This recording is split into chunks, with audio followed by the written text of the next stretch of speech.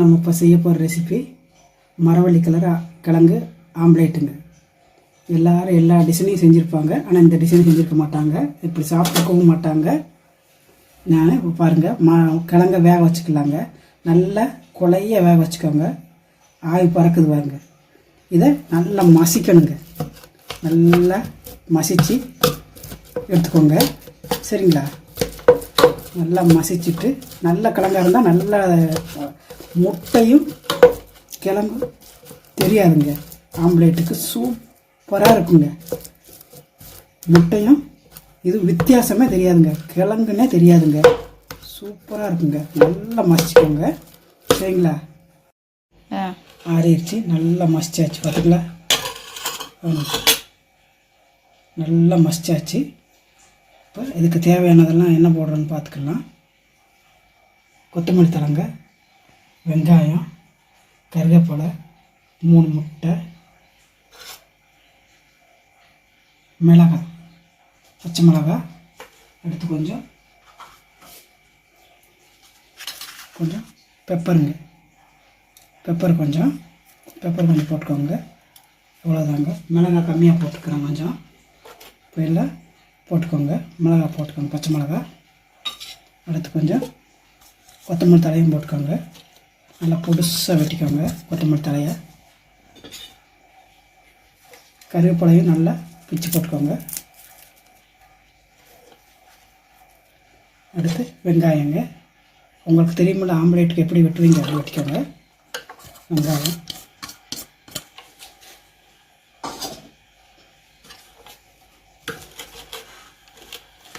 சூப்பராக டிஃப்ரெண்ட்டாக செஞ்சு போடுறாங்க. நம்ம சேனல்னா ரீச் ஆகவே மாட்டேங்குது. என்னன்னு எனக்கு தெரிய மாட்டேங்குது. நான் சூப்பராக பாரம்பரியமாக உடம்புக்கு நல்லதாக ஹெல்த்தியாக உடச்சி ஊற்றியாச்சுங்க முட்டையை.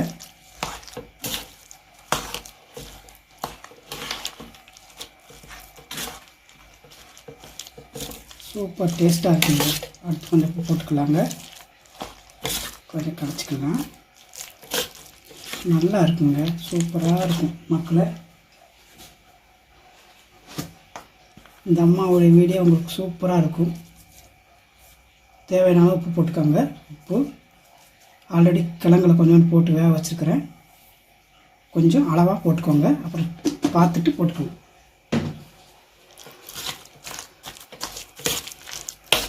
நல்லா கலக்கி வச்சுக்கோங்க. நல்லா ஆம்லேட்னால் ஒரு முட்டை தினியோடு தானங்க சாப்பிட முடியும், பத்தாது. சில பிள்ளைகளில் இருக்கிற இடத்துல எல்லாம் பத்தாது. சில மழை வேறு நேரத்தில் ஏதாவது ஒரு டயத்தில் நம்ம ஏதாவது கவுச்சி சாப்பிடும் போல், முட்டை சாப்பிடும் போல் இருக்குது, சிக்கன் சாப்பிடும் போல் இருக்குது, மட்டன் சாப்பிடும் போல் இருக்குது. சரி, போக முடியாது, அட்லீஸ்ட் ஒரு முட்டையாக சாப்பிட்லாம் அப்படின்னு தோணும். பார்த்தீங்களா, அந்த டயத்தில் உங்களுக்கு கிழங்கு இருந்ததுன்னா, கிழங்கு மரவள்ளி கிழங்கு எல்லாத்துக்குமே கிடைக்கிது. அந்த டயத்தில் உங்களுக்கு இந்த மாதிரி நீங்கள் போட்டு சாப்பிட்டிங்கன்னா நல்ல நிறக்க சிலவங்க என்ன செய்வாங்க, ஒரு கிழங்கு, ஒரு புட்டு, ஏதாவது ஒரு சப்பாத்தி, ஒரு பூரி, அந்த மாதிரி டக்குன்னு ஏதாவது செய்யலாமா, கொண்டு போகலாமா அப்படின்னு நினைக்கிறவங்க, நீங்கள் அந்த கிழங்கை மசித்து இந்த மாதிரி முட்டையும் உடச்சி ஊற்றி செஞ்சு கொண்டு சாப்பிட்டு பாருங்கள். உடம்பு அப்படியே வயிறெல்லாம் கம்ப்புன்னா சூப்பர் டேஸ்ட்டாக இருக்குங்க. நல்லா இருக்கும்.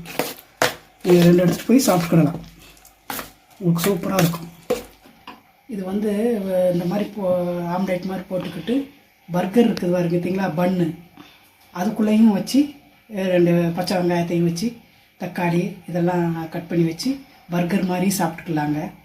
அடுத்து ப்ரெட் இருக்குது பாருங்க, நல்லா பட்டரை தடவி எல்லாம் போட்டு அடுப்பில் போட்டு எடுத்து அதுக்குள்ளேயும் வச்சு இதை சாப்பிட்டுக்கிடலாம். சூப்பராக இருக்கும் மக்களே. இதை ட்ரை பண்ணுறீங்க. பசிக்கு வேலையும் இங்கேயும் செய்யணும், வேலையும் பார்க்கணும், வேலைக்கு நீங்கள் எடுத்துகிட்டு போய்க்கலாம்.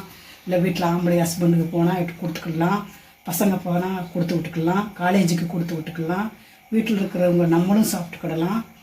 ஏன்னா இந்த மாதிரி யாரும் ட்ரை பண்ணியிருக்க மாட்டாங்க மக்களே. நீங்கள் பாருங்கள், ட்ரை பண்ணி பாருங்கள். இப்போ ரெடி ஆகிடுச்சு, வாங்க போகலாம். இப்போ எண்ணெய் ஊற்றி வச்சுருக்கிறேன், சூடாகிடுச்சு.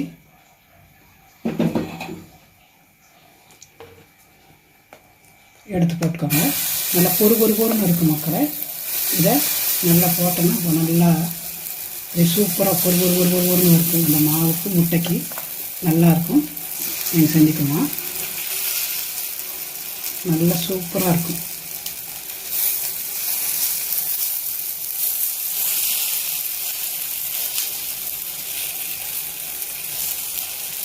தடிமனமாகவும் போட்டுக்கலாம், நீங்கள் நைஸாகவும் போட்டுக்கிடலாம், தோசைக்கல்லையும் போட்டுக்கிடலாம்.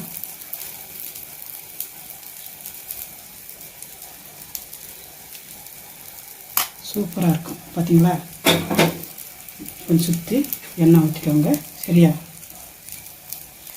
இதில் பிள்ளைகளுக்கு வேணாலும் டிசைனாகவும் செஞ்சு தரலாங்க. இது இப்படித்தான் ஊற்றணும்னு இல்லை, இதை டிசைனாக ஊற்றலாம். நான் சரி உங்களுக்கு ஈஸியாக நான் சொல்லி கொடுக்குறேங்க.